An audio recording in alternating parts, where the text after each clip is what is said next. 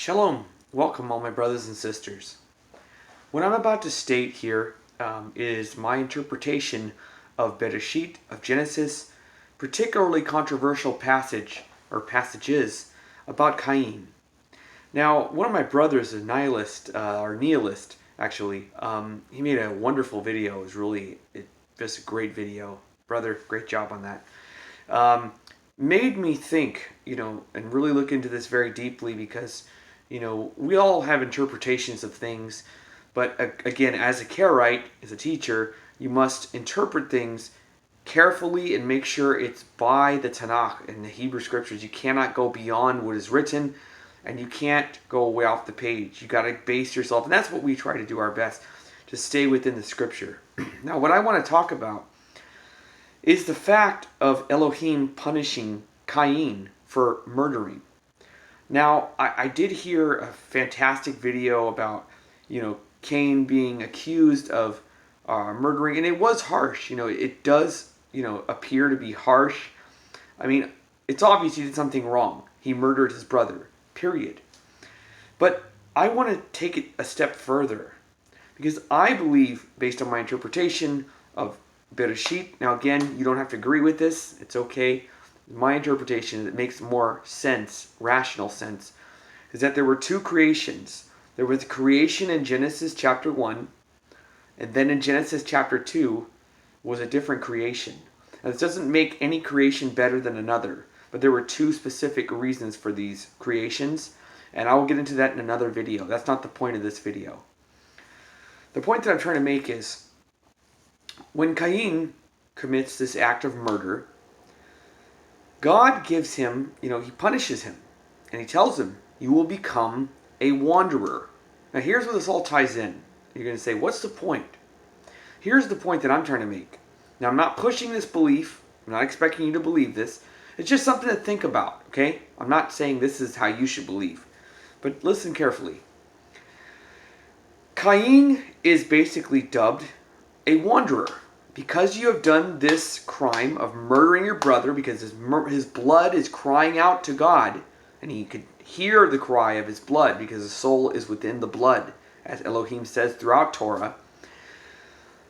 The point that I'm trying to make, and the incredible thought-worthy statement, is made by Cain after Elohim, quote-unquote, gives him this harsh punishment. What does Cain say to Elohim? He complains about it. He doesn't go, oh my God, I messed up. I can't believe I did this. I committed the first murder. And that's what, in general, Christianity believes. This is the first murderer. There's a lot of Jews that believe this. Here's the first murder in the scripture. I'm here to say, no, it's not the first murder. Here's where we try to tie in and make rational sense out of something that has never made sense. But that's what I always say. If we study carefully, we can piece together pieces that have never been pieced together, or very rarely, or very few have. What does Cain say to Elohim after he is given the title of a wanderer and cursed his ground that he's going to be working on? What does Cain say? Here's the key. Cain says, this is too harsh for me. Listen carefully. This is too harsh for me to become a wanderer. And why is this? Cain tells you right there in Genesis chapter 4. Read it for yourself. He says, for if I become a wanderer, I'm just paraphrasing here, I will be murdered. They will kill me. They will murder me. That's what it really says. Murder me. Who's they? His brothers? His sisters? Who does he marry? Now, when it says he married someone, it doesn't say he took his sister as a wife for himself, as many believe and interpret. It doesn't say that. He says he took for himself a wife. It doesn't say it was his sister. It could have been his sister. I don't believe so. I don't believe that's rational. I believe there was two separate creations. Now, I'll go into that deeper in another video. So don't worry, I'm going to go into this much deeper in another video. But I want to stick to the point. He says, I will become a wanderer and they will murder me. Whoever finds me will murder me. Who is Cain talking about? This is where wisdom comes in. Who is Cain worried about? His brothers and sisters? We don't see that in the Torah, but we do see something that is there. But we have to interpret it because of tradition that the first account of creation is the same creation, although it's very different. It says that he made man and woman in his image. And they were different. And then in chapter 2 it goes back and says, no, he just created Adam, and through Adam's rib he made a woman. But that's not what it says in Genesis chapter 1. It says that he created in his image beings, and it's not the same as Genesis chapter 2. So therefore, what I conclude based on rational understanding, this is my, of course, again, you don't have to believe this. Chapter 2, very different account. Now, a lot of rabbis will say, other teachers will say, this is a breakdown of chapter 1. It's going back to chapter 1, and we're breaking it down piece by piece.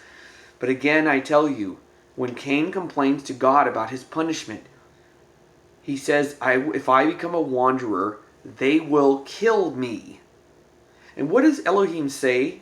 He doesn't say, don't worry, they're your brothers and sisters. You don't have to worry about them. And another thing that you might want to think about is, okay, if you want to argue and say, well, no, maybe his brothers and sisters were corrupt, then why would they consider him, their brother in blood, a wanderer? Why would he be a stranger, a wanderer? They would say, oh, here comes Cain. Oh, by the way, Cain, we don't like you either. But that's not what Cain says. He says, I will become a wanderer, and when they find me, whoever finds me, they will murder me. So, where is Cain getting this idea that he will be murdered if he's a wanderer? The point I'm trying to make, what is the point? Cain was not the first murderer. This is wrong. And it's time that we realize this text very carefully. He was not the first murderer.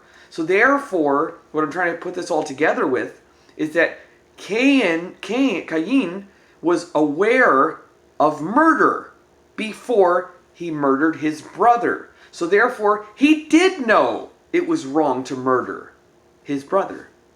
So he chose to murder. He was not dumb. He was not, whatever you want to say.